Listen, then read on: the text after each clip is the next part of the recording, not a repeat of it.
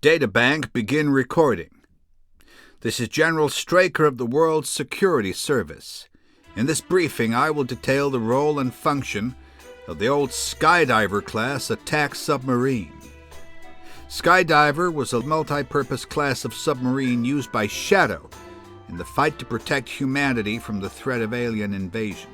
Its mission was to patrol the oceans of the world and remain ready to repel an attack from space if a UFO was able to evade the Moon-Base Interceptor Squadron.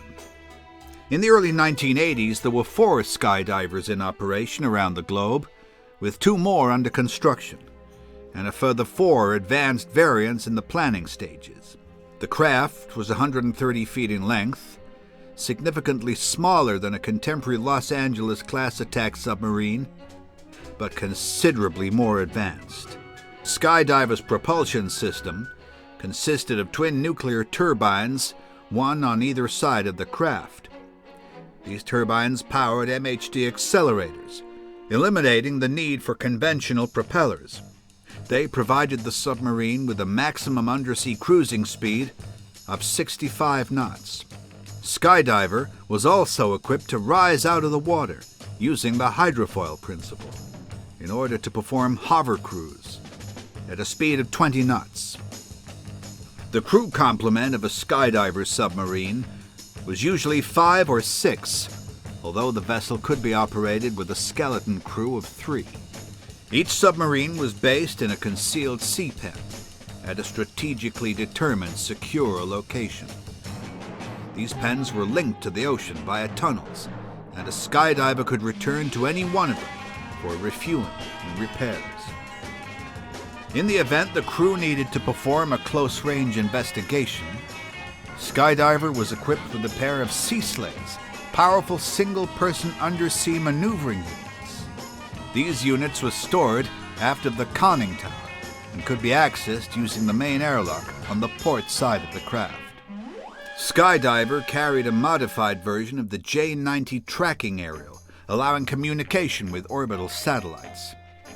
The aerial was deployed from the dorsal storage compartment when the craft was on the surface. If a Skydiver suffered an emergency situation and was unable to surface or contact SHADO HQ, it would have followed sub-smash procedure and released a dive marker and signal buoy to alert SHADO search and rescue craft to its position. The majority of Skydiver's operational capabilities centered around the Sky fighter aircraft, which formed the forward portion of the vessel.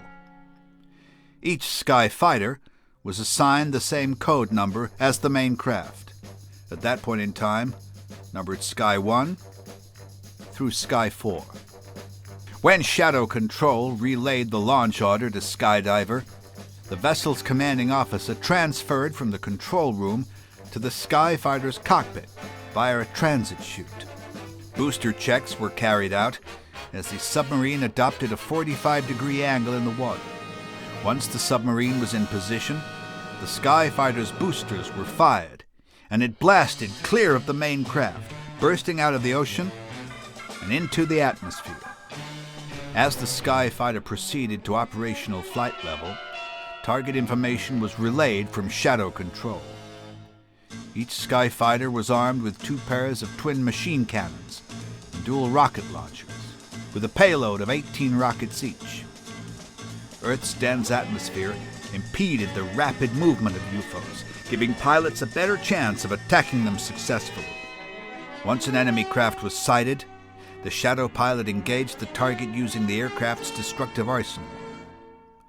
If a UFO was damaged and crash-landed, SHADO made every attempt to investigate the site in order to learn more about the aliens and their technology. On occasion, a member of the Skydiver crew was summoned to rendezvous with SHADO ground forces at an incident scene.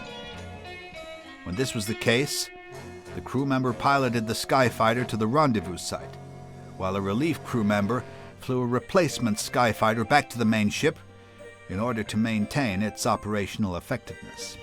When a skyfighter returned to the main ship, it landed on the surface of the water, much like a typical amphibious aircraft. The ballast tanks were then flooded, and the fighter sank below the waves. The diver portion of the submarine approached slowly from the aft, moving into position and lining up with the fighter's guidance beams. The two craft engaged powerful electromagnetic clamps and docking locks to become a unified vessel once more. In an emergency situation, the Skyfighter could be launched successfully even at a 10-degree down angle, although this placed additional strain on the airframe and was only attempted if no other option was possible. This concludes the briefing. I mentioned that 6 additional Skydiver submarines were in the construction and planning stages in the early 1980s. One of these ships, Skydiver 5, was completed and redesignated Skydiver 3 after the destruction of that vessel. Skydiver 6 was cancelled before completion, and its components were used in the construction of the first SHADO Sea Spear super submarine in 1984. While ocean patrol craft have largely been superseded by advances in aerospace technology, it cannot be denied that the Skydiver fleet played a vital role in the freedom that we enjoy today.